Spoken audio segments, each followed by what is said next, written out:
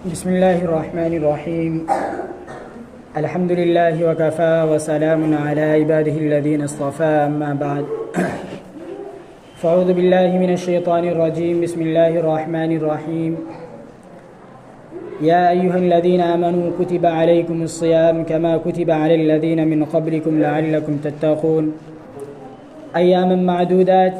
فمن كان منكم مريضا أو على سفر فعدة من أيام أخر وعلى الذين يطيقونه فدية طعام مسكين فمن تطوع خيرا فهو خير له وأن تصوموا خير لكم إن كنتم تعلمون. وقال النبي صلى الله عليه وسلم صوموا تصحوا. عن سلمان فارسي رضي الله تعالى عنه قال خطبنا رسول الله صلى الله عليه وسلم في آخر يوم من شعبان فقال يا أيها الناس قد ظلكم شهر عظيم شهر مبارك فيه ليلة خير من 1000 شهر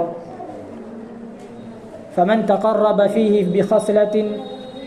كان كمن أدى 70 فريضة فيما سواه ومن أدى فريضة فيه كان كمن أدى 70 فريضة فيما سواه وهو شهر الصبر ثوابه الجنة وهو شهر المواساة وهو شهر يزاد فيه رزق المؤمن من فطر فيه صائما كان له مغفرة لذنوبه أو عتق رقبة من النار. فقال صحابة كرام رضوان الله تعالى عليهم أجمعين يا رسول الله ليس كلنا يجد ما يفطر به الصائم. فقال رسول الله صلى الله عليه وسلم يعطي الله هذا الثواب من فطر صائما على تمرة أو شربة ماء أو مزقة لبن وأوله رحمة وأوسطه مغفرة وآخره عتق رقبة من النار ومن خفف عن مملوكه خففه الله يوم القيامة من النار ومن سقى صائما سقه الله يوم القيامة من حوضة كوثر لا يظمأ حتى يدخل الجنة أو كما قال عليه الصلاة والسلام. اللهم صل على محمد النبي الأمي وعلى آله وسلم تسليما. اللهم صل على محمد النبي الأمي وعلى آله وسلم تسليما. اللهم صل على محمد النبي الأمي وعلى آله وسلم تسليما. محترم حضرات سامعین کرام، ابھی یہ رمضان المبارک کا مہینہ چل رہا ہے. میں نے جس آیت کریمہ کی اور جس احادیث مبارکہ کی تلاوت کی ہے اس کی مناسبت اور اس کا تعلق رمضان المبارک کے مہینے سے ہی ہے. اللہ تعالیٰ قرآن کریم کے اندر ارشاد فرماتے ہیں یا ایھا الذین آمنوا کتب علیکم الصیام، کہ اے ایمان والو تم پر جو ہے رمضان المبارک کے روزے کو فرض کر دیا گیا ہے. کما کتب علی الذین من قبلکم، جیسا کہ تم سے پہلے جو لوگ گزرے ہیں، یعنی جتنی امتیاں گزری ہیں یا جتنے مذاہب کے ماننے والے یا جن انبیاء کے پیروکار گزرے ہیں، کما کتب علی الذین من قبلکم، کہ یہ روزہ جو ہے تمام کے اوپر فرض تھے. لعلکم تتقون، اور ان روزوں کے فرض کی جو مقصد ہے، فرض کرنے کا جو مقصد ہے اور جو منشا ہے وہ یہ ہے کہ لعلکم تتقون، تمہارے اندر جو ہے تقوی پیدا ہو جائے، تمہارے اندر خدا کا خوف اور ڈر پیدا ہو جائے. یہ اصل فرضیت کا مقصد ہے. پھر آگے اللہ تعالیٰ نے ارشاد فرمایا کہ یہ جو ہے رمضان المبارک کے جو روزے ہیں یہ کچھ زیادہ نہیں ہیں، ایام معدودات کے یہ گنے چنے چند دن ہیں، مقررہ وقت ہے، متعین دن ہے. فمن کان منکم مریضا او علی سفر، کہ پس تم میں سے جو شخص بیمار ہو یا سفر پر ہو، فعدۃ من ایام اخر، کہ وہ جو ہے اپنے روزوں کو دوسرے دنوں کے لیے رکھ لے، یعنی اپنا روزہ دوسرے دن میں رکھے. وعلی الذین یطیقونہ فدیہ طعام مسکین، کہ جو روزہ رکھنے پر استطاعت نہیں ہے، طاقت نہیں رکھتا ہے،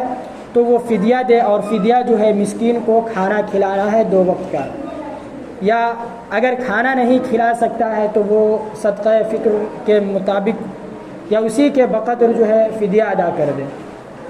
تو اس کے اندر جو ہے اللہ رب العزت جو ہے روزے کی فرضیت اور اس کا مقصد اور منشا اور اس کے اندر ساتھ میں مسلمانوں کو مومنوں کو تسلی دیتے ہوئے کہا کہ یہ جو رمضان المبارک کے جو مہینے روزے جو ہیں صرف تمہارے اوپر فرض نہیں کیے گئے، کیونکہ اللہ تبارک و تعالی انسان کی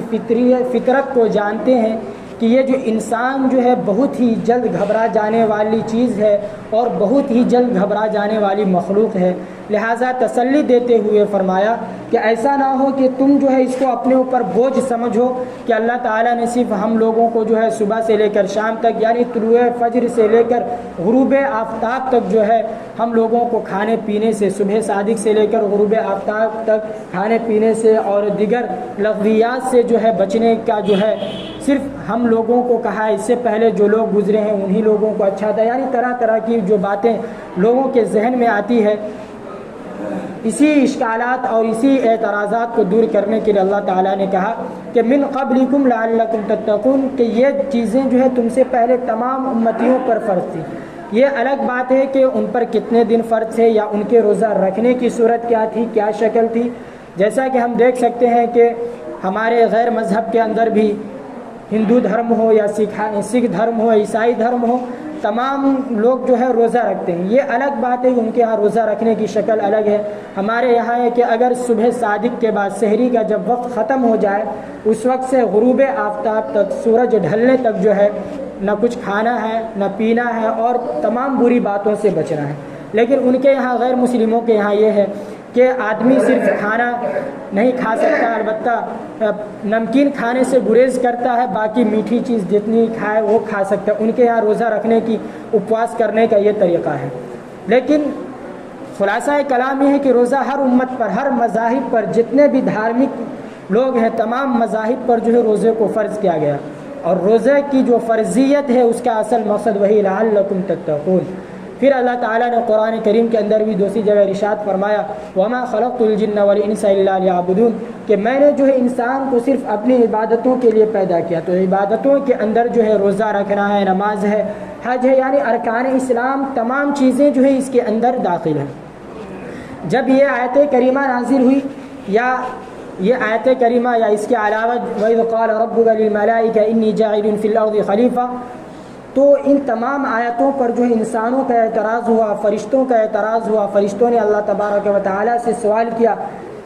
جب اللہ تعالیٰ نے وما خلقت الجن والانس الا لیعبدون کا لفظ استعمال کیا کہ میں نے انسان اور جناتوں کو صرف اپنی عبادت کے لیے پیدا کیا، تو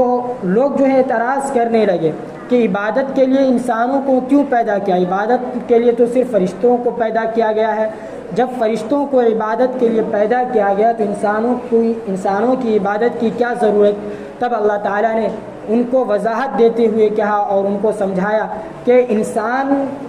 کو جو ہے اللہ تعالیٰ نے دو طریقے کا مادہ، یعنی فطرتاً دو چیزیں دی ہے۔ انا ہدیناہ السبیل اما شاکرا و اما کفورا، کہ ہم نے جو ہے انسان کو دو راستہ دکھلایا ہے، ایک اچھا کام کرنے کا طریقہ اور ایک غلط کام کرنے کا طریقہ، یعنی ہم نے شکر گزاری کا راستہ بھی اور ناشکری کرنے کا راستہ بھی انسان کو دیا ہے۔ اگر آدمی کے پاس سینس اور عقل ہوگا، اگر سمجھ ہوگی اور اگر آدمی کے پاس عقل سلیم ہو تو آدمی صحیح راستہ اختیار کرے گا، ورنہ جو ہے انسان جو ہے وہ غلط راستہ اختیار کرے گا۔ تو وہی اللہ تعالیٰ نے اور نبی علیہ الصلاۃ والسلام نے لوگوں کو وضاحتیں دی اور کفار و مشرکین کو سمجھاتے ہوئے کہا کہ بھائی دیکھو کہ اللہ نے فرشتوں کو فطرتاً نیچرلی ایسا پیدا کیا ہے کہ وہ نیچرلی جو ہے اللہ تعالیٰ نے فطری طور پر جو اس کے اندر گناہ کے مادے کو ختم کر دیا ہے کہ وہ ان کا جو ذہن ہے یا ان کا جو دل ہے وہ گناہ کی طرف نہیں جا سکتا، اور یہ ان کی ڈیوٹی ہے اور یہ ان کی ذمہ داری ہے۔ لیکن اللہ نے انسان کو ایسا پیدا کیا ہے کہ ان کے اندر نیک کام کرنے کا بھی جذبہ ہے اور برائی کرنے کی بھی خواہشات اللہ تعالیٰ نے انسانوں کے اندر ڈال دیا ہے۔ اب اگر آدمی کے اندر دونوں چیز کا مادہ ہو، دونوں چیز ہو، اور اس کے بعد اگر آدمی اچھی چیز کا انتخاب کرے اور بری چیز کو روند دے تو یہ آدمی کا کمال ہے۔ لیکن ایک وہ شخص ہے جیسے فرشتہ ہے، ان کے اندر صرف ایک ہی چیز ڈالی گئی ہے کہ وہ صرف اچھا ہی کام کریں گے، برا کام نہیں کریں گے، تو یہ کوئی کمال کی بات نہیں۔ جیسے کہ ہم ہمیشہ سنتے رہتے ہیں مثال کہ آدمی ایک گناہ کا ماحول ہو، گندگی کا ماحول ہو، وہاں پر جا کر اگر آدمی گناہ نہ کرے تو یہ کمال ہے۔ لیکن ایک آدمی اگر اللہ والے کی محفل میں یا مسجد میں بیٹھ کر اگر گناہ نہیں کرتا ہے تو یہ کمال کی بات نہیں ہے، کیونکہ یہ ایک ایسی جگہ ہے یا ایک ایسی صحبت کی جگہ، خدا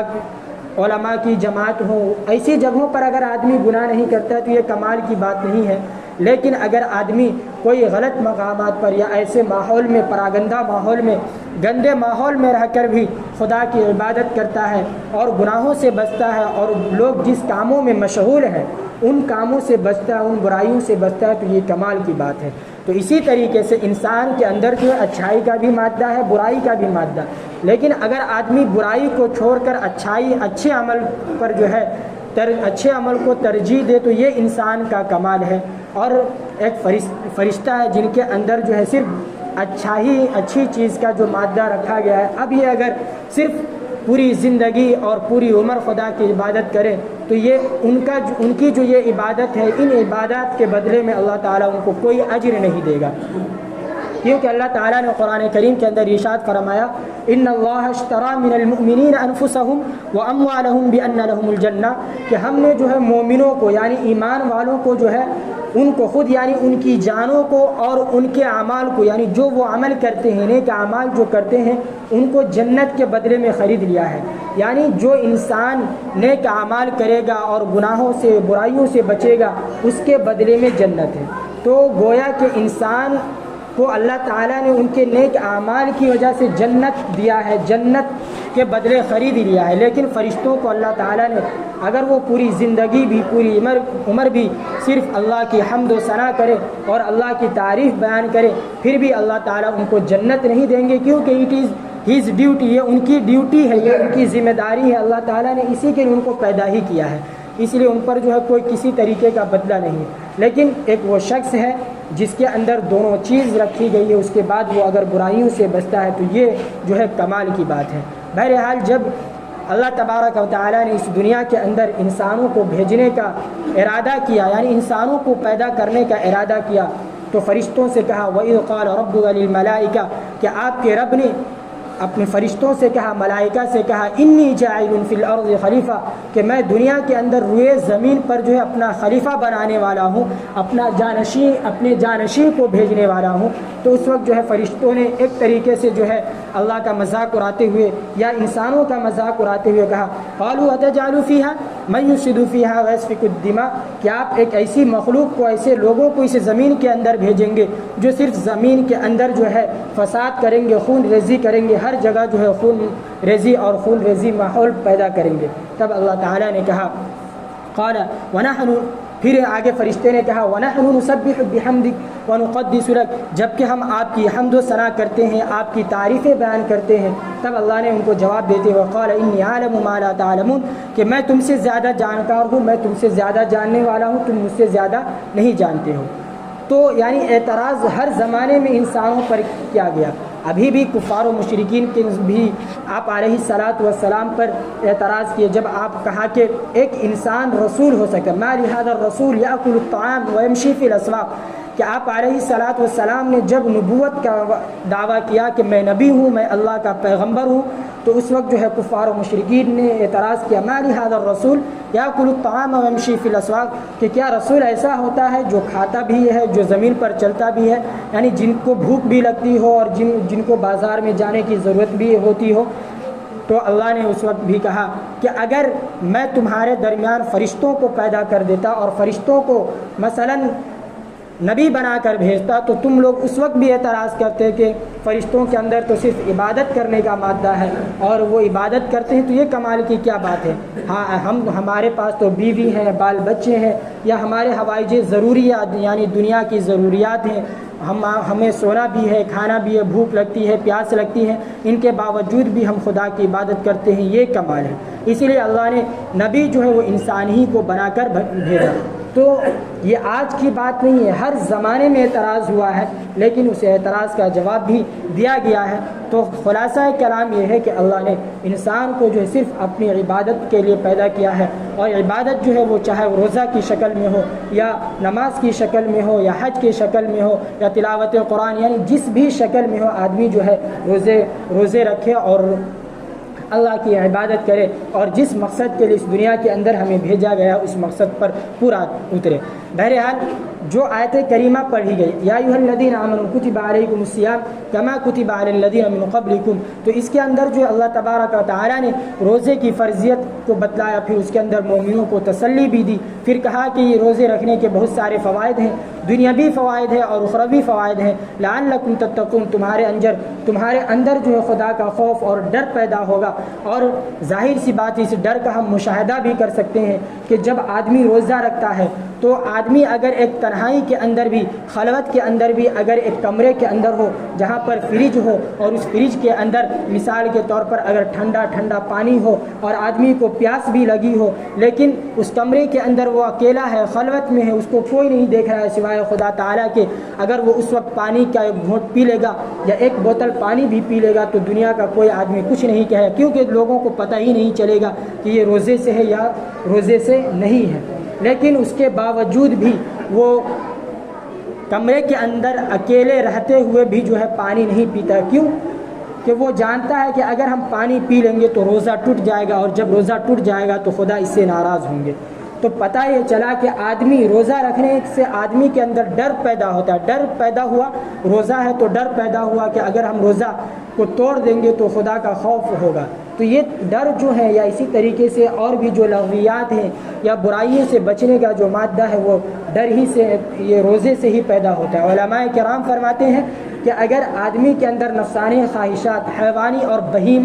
बहीमत सिफत जो है अगर चढ़ जाए तो आदमी को चाहिए कि रोज़े के ज़रिए से उसको दूर करे। तो इसी तरीके से आदमी को अगर गलत काम करने का दिल कह रहा है, ख्वाहिशात उभर रहे हैं, तो उस वक्त भी यही तरगीब दी गई है कि रोज़ा रखो। जैसे ही तुम रोज़ा रखोगे तुम्हारे अंदर की जो ख्वाहिशात है वो कम होंगे।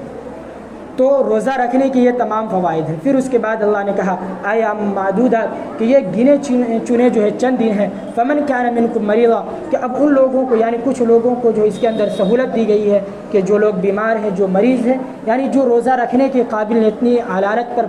पड़े हुए हैं कि रोज़ा रख नहीं सकते हैं, तो उनको कहा फ़इद्दतुम मिन अय्यामिन उख़र, कि वो दूसरे दिनों में रखे। या औ अला सफ़र, या कोई आदमी सफ़र पर है, वो अगर सफ़र के अंदर जो रोज़े रखने की गुंजाइश नहीं या सहूलत नहीं है, तो ऐसे लोगों को अगर वो रोज़ा रख सकता है तो रोज़ा रख ले, और अगर सहूलत फराहम नहीं है तो वो जो है दूसरे दिनों में रोज़ा रख, लेकिन छुट्टी किसी भी हाल में नहीं है। फिर कहा वअलल्लज़ीना युतीक़ूनहु फ़िदिया, कि अगर कोई इतना ज़्यादा बीमार है, कोई किसी के पास इतनी इस्तिताअत नहीं है कि वो रमज़ान के रोज़े तो छोड़े ही, साथ में उसकी उम्र इतनी ज़्यादा हो गई है, या वो हमेशा मुसलसल बीमार ही रहता है और वो दूसरे दिनों के अंदर जो है रोज़े की अदायगी, रोज़े के क़ज़ा को पूरा नहीं कर सकता है, तो उन लोगों को एक और सूरत दी गई फ़िदिया, कि फ़िदिया देकर जो है तुम इससे छुटकारा हासिल कर सकते हो। और फ़िदिया क्या है? ताम मिस्कीन, कि एक मिस्कीन को, गरीब को जो है 2 वक्त का खाना खिला देना। कि यानी एक रोज़े के एतबार से अगर एक आदमी 30 रोज़े में से 29 रोज़ा रहा और एक रोज़ा छूट गया और उसके पास इतनी इस्तिताअत नहीं है कि वो कभी उसको पूरा करे, उसकी क़ज़ा करे, तो एक रोज़े के बदले 2 वक्त का जो खाना है वो गरीब को दे दे, गरीब को खिला दे। या सदक़तुल फ़ित्र के, यानी सदक़तुल फ़ित्र की जो मिक़दार है, चाहे वो अनाज के एतबार से या रुपये के एतबार से जो मिक़दार है उतना जो है गरीबों के अंदर सदका कर दे। तो एक टाइम के एवज़ ये एक दिन के एवज़ ये करना है। वअलल्लज़ीना युतीक़ूनहु फ़िद्यतुन ताअमु मिस्कीन, तो ये तो रोज़े की फ़र्ज़ियत है और रोज़े के जो फ़वाइद हैं ये कुरान के एतबार से। अभी मैंने जो आपके सामने हदीस मुबारक पढ़ा, जिस पर मैं मुख्तसरन बात रोशनी डाल देता हूँ। या अय्युहन्नास, अल्लाह के नबी ने जब रमज़ानुल मुबारक का महीना आने वाला था, यानी 29वीं शाबान को, रमज़ानुल मुबारक से एक दिन पहले सहाबा किराम से मुखातब होकर कहा या अय्युहन्नास क़द अज़ल्लकुम शहरुन अज़ीमुन, कि तुम्हारे ऊपर एक ऐसा महीना आने वाला है जो बहुत ही अज़मत वाला है, मुबारकुन फ़ी, और वो अज़मत ही वाला नहीं बल्कि बरकत वाला भी है। बरकत का मतलब समझने की ज़रूरत है कि एक होता है लफ्ज़ बरकत और दूसरा होता है कसरत। बरकत के अलग मतलब होते हैं, कसरत के अलग मतलब होते हैं। बरकत का मतलब ये होता है कि एक चीज़ कम हो और उसी मसलन कोई चीज़ 1 किलो हो और 1 किलो के अंदर 10 आदमी खा रहे और वो आदमी शिकम सैर भी हो जाए, यानी उनके पेट भी भर जाए, ये मतलब हुआ बरकत। और दूसरी तरफ कि 1 किलो कोई चीज़ है या 2 किलो चीज़ है और 10 ही आदमी खाए लेकिन उसका पेट ना भरे, वो पेट यानी सैराब ना हो पाए, इसको कहते हैं कसरत। यानी कसरत होने के बाद भी आदमी का पेट नहीं भरता है, लेकिन बरकत हो तो کوئی چیز قلیل مقدار میں ہو، تھوڑے مقدار میں ہو تو اس سے پیٹ بھر جاتی ہے۔ تو شہر مبارک فیہ لیلۃ خیر من الف شہر، کہ اس مہینے کے اندر ایک ایسی رات آنے والی ہے جو 1000 مہینوں سے بہتر ہے۔ پھر آگے فرمایا کہ اس مہینے کی برکت یہ ہے، اس مہینے کی فضیلت یہ ہے کہ اگر ایک چھوٹا سا بھی کام، نفل کام بھی آدمی، یا ایک بھلائی کا ایک چھوٹا سا بھی کام آدمی کر لے گا تو اللہ تعالیٰ جو اس کے بدلے جو ہے ایک فرض کا ثواب دے گا۔ یعنی جس طریقے سے رمضان کے علاوے کے اندر آدمی اگر ایک وقت کا فرض ادا کرتا ہے جتنا ثواب اس کو ملتا ہے، اتنا ثواب صرف ایک نفل کام، مستحب کام کرے گا یا کوئی بھی نیک کام کرے گا تو فرض کے بقدر جو ہے اس کو ثواب ملے گا۔ پھر اگر کہا کہ اگر کوئی آدمی اس مہینے کے اندر فرض چیز کو ادا کرتا ہے، مثلا روزہ ہے یا اسی طریقے سے نماز پنجگانہ ہے یا اور بھی جو دیگر فرائض ہیں، وہ اگر اس مہینے کے اندر کرتا ہے تو غیر رمضان کے اندر، یعنی رمضان کے علاوہ جو مہینے اس کے اندر اگر آدمی 70 فرض ادا کرے گا، 70 رکعت اگر فرض نماز ادا کرے گا، اتنا ثواب صرف ایک رکعت فرض نماز رمضان المبارک کے اندر ادا کرنے کا ملتا ہے۔ تو یہ تمام جو ہے رمضان المبارک کی فضیلت ہے اور اس کی برکت ہے۔ پھر آگے فرمایا کہ یہ جو ہے یہ مہینہ جو ہے صبر کا مہینہ ہے، اور صبر کی بھی 3 قسمیں ہیں جو آئندہ انشاءاللہ تفصیل سے بات آتی رہے گی۔ الصبر ثوابہ الجنہ، کہ صبر کرنے کا فائدہ کیا ہے، تو صبر کرنے کا فائدہ جو ہے جنت ہے۔ پھر اللہ کے نبی نے فرمایا وہو شہر المواسات، کہ یہ غمخواری کا مہینہ ہے۔ غمخواری کا مطلب یہ ہے کہ پڑوسی اگر بھوکا ہے یا اس کو ہماری ضرورت ہے تو ہم جو ان کے ساتھ غمخواری کا، ہمدردی کا معاملہ کریں۔ پھر آگے فرمایا کہ اس مہینے کے اندر جو شخص کسی روزے دار کو افطار کرا دے تو اس کو جو ہے اسی کے بقدر، یعنی جتنا روزہ ڈبل، اگر ایک شخص روزہ سے ہے پھر اگر کسی روزے دار کو افطار کرا دیا تو اس کا جو ہے ڈبل، یعنی 2 روزہ رکھنے کے بقدر جو ہے اس کو ثواب ملے گا۔ جب یہ بات جو ہے صحابہ کرام سے اللہ کے نبی نے فرمایا تو اس وقت جو ہے صحابہ کرام کھلبلا گئے اور کہا کہ اے اللہ کے نبی، اگر ہم کسی کے ہاں افطاری کریں تو ان کو تو ڈبل روزہ کا ثواب ملے گا، ایسا نہ ہو کہ ہمارے روزے کا جو ثواب ہے ان کے پاس چلا جائے گا۔ تو اللہ کے نبی نے کہا ایسا نہیں ہے، بلکہ تمہیں تمہارے روزہ رکھنے کا ثواب ملے گا، لیکن ان کے نیک عمل کرنے کی وجہ سے جو ہے ان کو یہ ثواب ملے گا۔ پھر آگے فرمایا کہ جو شخص اس رمضان المبارک کے اندر کسی کو بھی افطاری کرا دے تو چاہے کسی بھی اعتبار سے ہو، جب یہ مزدہ اللہ کے نبی نے سنایا تو اس وقت جو ہے صحابہ نے پھر سوال کیا کہ اے اللہ کے نبی، کہ اس زمانے میں جو لوگ جو ہے تنگ دستی کے حالات کے شکار تھے، لوگوں کی حالت جو ہے بہت خراب تھی، کہا کہ ہمارے پاس اتنے وسائل نہیں ہیں، اتنی آمدنی نہیں ہے کہ ہم لوگوں کا افطار کریں، باضابطہ جو ہے لوگوں کو جو ہے دعوت کرے اور ان کو جو ہے اچھے کھانے پر مدعو کرے، ایسے کوئی سامان اور وسائل جو ہمارے پاس ہے نہیں۔ تو اللہ کے نبی نے فرمایا یعطی اللہ ھذا الثواب، کہ اللہ تعالیٰ جو ہے ایک گھونٹ پانی پلا دے گا کوئی آدمی کسی روزہ دار کو روزے کے وقت، افطاری کے وقت، اس پر بھی یہ ثواب عطا کرے گا، یا لسی پلا دے یا دودھ پلا دے یا شربت پلا دے، اس پر بھی اتنے ہی ثواب ملے گا۔ تو یہ ایک لمبی چوڑی حدیث ہے جس کی تفصیل